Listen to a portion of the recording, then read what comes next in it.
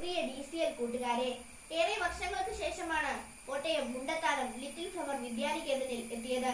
DCL June മാസത്തിൽ നടത്തിയ പ്രവേശനോത്സവ ഗാന വീഡിയോ ചലഞ്ചിൽ സംസ്ഥാനത്ത് ഒന്നാം സ്ഥാനം കരസ്ഥമാക്കിയ ആ സ്കൂളിന് അവാർഡ് നൽകാനും അനുമോദനം അറിയിക്കാനുമാണ് DCL national coordinator Varghese Kochukunnel സാറിനൊപ്പം ഞാൻ ആ സ്കൂളിൽ എത്തിയത്. കൃത്യസമയത്ത് തന്നെ അനുമോദന സമ്മേളനം ആരംഭിച്ചു. സമ്മേളനം തുടങ്ങുമ്പോൾ principal sister Ancy Mathew MLF രണ്ടുപേരെ കൈപിടിച്ച് മുൻനിലയിൽ ഇരുത്തുന്നത് കണ്ടു. വളരെ ആദരവോടെ കൂടിയിരുത്തിയത് വൃദ്ധരായ മാതാപിതാക്കളെയായിരുന്നു. ഞാൻ ചോദിച്ചു, ഇവർ ആരാണ്? ഞങ്ങളുടെ ഒരു സ്റ്റാഫിന്റെ മാതാപിതാക്കളാണ്. സിസ്റ്ററിന്റെ മറുപടി കേട്ടപ്പോൾ, എന്തിനാണ് സ്കൂളിലെ സ്റ്റാഫിന്റെ മാതാപിതാക്കളെ സംസ്ഥാനത്ത് ഒന്നാമതായി വിജയിച്ചതിന്റെ സമ്മാനദാന സമ്മേളനത്തിന്റെ മുൻനിരയിലെത്തുന്നത് എന്നെനിക്ക് മനസ്സിലായില്ല. അപ്പോൾ സിസ്റ്റർ ആൻസി മാത്യു പറഞ്ഞു, കൊച്ചേട്ടന് ഒരു സസ്പെൻസ് ഇരിക്കട്ടെ. ഇവരെ വിളിച്ചത് എന്തിനാണെന്ന് പിന്നെ പറയാം. അനുമോദനത്തിനോടൊപ്പം സ്കൂൾ കലോത്സവത്തിന്റെ ഉദ്ഘാടനം കൂടി ഉണ്ടായിരുന്നു. സമ്മേളനത്തിനിടയിൽ ഒന്നാം സമ്മാനത്തിന്റെ ട്രോഫി ഞങ്ങൾ നൽകി കഴിഞ്ഞപ്പോൾ പ്രിൻസിപ്പൽ പറഞ്ഞു, ഒരു ട്രോഫി കൂടിയുണ്ട്, അത് ഞങ്ങളുടെ അമൽ കുമാറിനാണ്. കാര്യം മനസ്സിലാകാതെ നിൽക്കുമ്പോൾ അനൗൺസ്മെന്റ് കേട്ടു.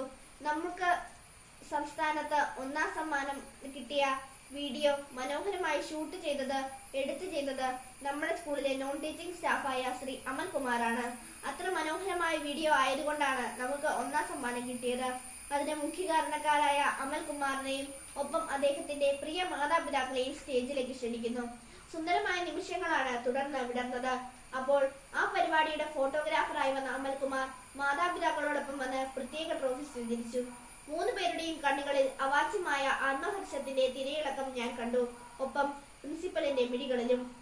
പ്രിയ കൂട്ടുകാരെ, നമ്മുടെ ജീവിതം നമ്മൾ ഒറ്റയ്ക്ക് വിജയിക്കുന്ന ഒരു ഗെയിമല്ല.